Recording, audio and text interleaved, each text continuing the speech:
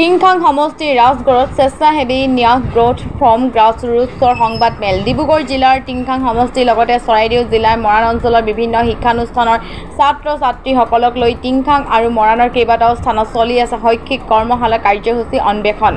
অসম চৰকাৰৰ মন্ত্ৰী বিমল বৰা পৃষ্ঠপোষকতাত স্বেচ্ছাসেৱী ন্যাস গ্ৰোথ ফ্ৰম গ্ৰাছৰুটছৰ উদ্যোগত তথা বিধায়কৰ শৈক্ষিক উপদেষ্টা সমিতিৰ সহযোগত অনুষ্ঠিত হৈছে গ্ৰীষ্মকালীন বন্ধৰ শৈক্ষিক কৰ্মশালা।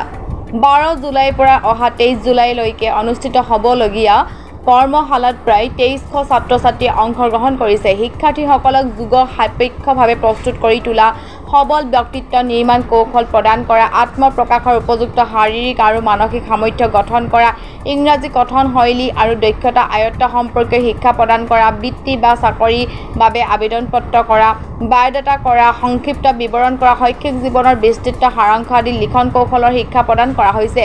অহা 23 জুলাইত ৰাজগড় চাহ বাগিচা খেলপথাৰত সামৰণি অনুষ্ঠানত মুখ্য অতিথি হিচাপে অংশগ্ৰহণ কৰিব অসমৰ ৰাজ্যপাল গোলাপ চান্দ কাটাৰিয়াই। লগতে অসম শিশু সাহিত্য ন্যাসৰ সচিব ঋষিকেশ গোস্বামী নিৰ্দিষ্ট বক্তাৰূপে উপস্থিত থকাৰ উপৰিও কেইবাজনো বিশিষ্ট ব্যক্তি অনুষ্ঠানটিত উপস্থিত থাকিব। আনহাতে 22 জুলাইত কৰ্মশালাৰ ছাত্ৰ-ছাত্ৰীসকলৰ মাজত এক পৰীক্ষা অনুষ্ঠিত হ'ব আৰু প্ৰতিটো কেন্দ্ৰ আটাইকেইটা শাখাৰ শীৰ্ষ 5 গৰাকী ছাত্ৰ-ছাত্ৰীয়ে এক শিক্ষামূলক ভ্ৰমণ কৰাৰ সুযোগ লাভ কৰিব। দেওবাৰে সংবাদ মেল যোগেৰে সদৰি কৰে স্বেচ্ছাসেৱী ন্যাস গ্ৰোথ ফ্ৰম গ্ৰাছৰুটছৰ সভানেত্ৰী জাহ্নৱী বৰা, সম্পাদিকা গৌৰী কোঁৱৰ বৰাই। নমস্কাৰ সাংবাদিক বন্ধুসকল। গ্ৰোথ ফ্ৰম গ্ৰাছৰুটছ আমাৰ এক স্বেচ্ছাসেৱী ন্যাস। সমাজৰ বিভিন্ন বিষয়ত তৃণমূল পৰ্যায়ৰ পৰা বিকাশৰ বাবে আমি চেষ্টা কৰি আহিছোঁ, য'ত মানুহৰ পৰা প্ৰকৃতিও সম্পৃক্ত হৈ আছে।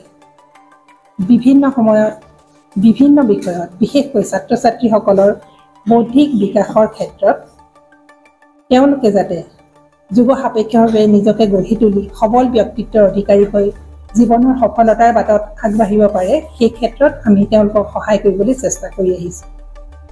গতিকে তেওঁলোকৰ এই গ্ৰীষ্মকালীন বন্ধৰ সময়ছোৱাত অন্বেষণ নামৰ এক শৈক্ষিক কৰ্মসূচীৰ আমি আয়োজন কৰিছোঁ।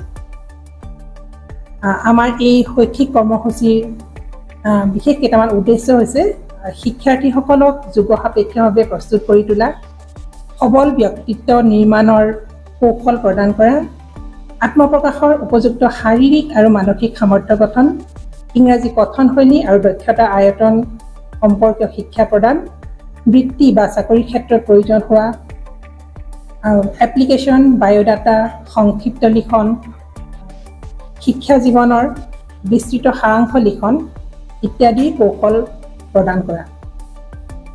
এই উদ্দেশ্য আগত লৈ আমি ষষ্ঠ শ্ৰেণীৰ পৰা স্নাতকোত্তৰ পৰ্যায়লৈকে 3টা শাখাত ছাত্ৰ-ছাত্ৰীসকলৰ মাজত এই অনুষ্ঠান আয়োজিত কৰিছোঁ।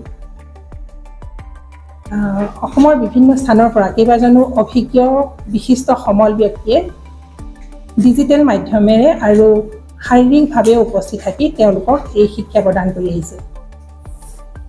ডিব্ৰুগড় জিলাৰ টিংখাং বিধানসভা সমষ্টিৰ অন্তৰ্গত বিভিন্ন বিদ্যালয় মহাবিদ্যালয়সমূহৰ লগতে চৰাইদেউ জিলাৰ বিশেষকৈ মৰাণ অঞ্চলৰ কেইবাটাও শিক্ষানুষ্ঠানৰ ছাত্ৰ-ছাত্ৰীসকলৰ মাজত এই অনুষ্ঠান আয়োজন কৰা হৈছে। প্ৰায় 2300 ছাত্ৰ-ছাত্ৰীয়ে এই অনুষ্ঠানত অংশগ্ৰহণ কৰিছে। অহা 23 জুলাই তাৰিখে আমি এই অনুষ্ঠানৰ সামৰণি অনুষ্ঠানটি আয়োজন কৰিছোঁ।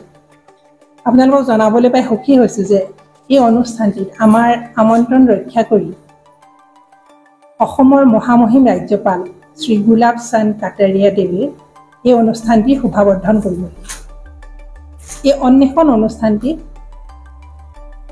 টিংখাং বিধানসভাৰ বিধায়ক অসম চৰকাৰৰ সন্মানীয় কেবিনেট মন্ত্ৰী শ্ৰী বিমল বৰা দেৱে আৰু তেখেতৰ শৈক্ষিক উপদেষ্টা পৰিষদে আমাক দিহা পৰামৰ্শ সহায় সহযোগ বিশেষভাৱে আগবঢ়াইছে।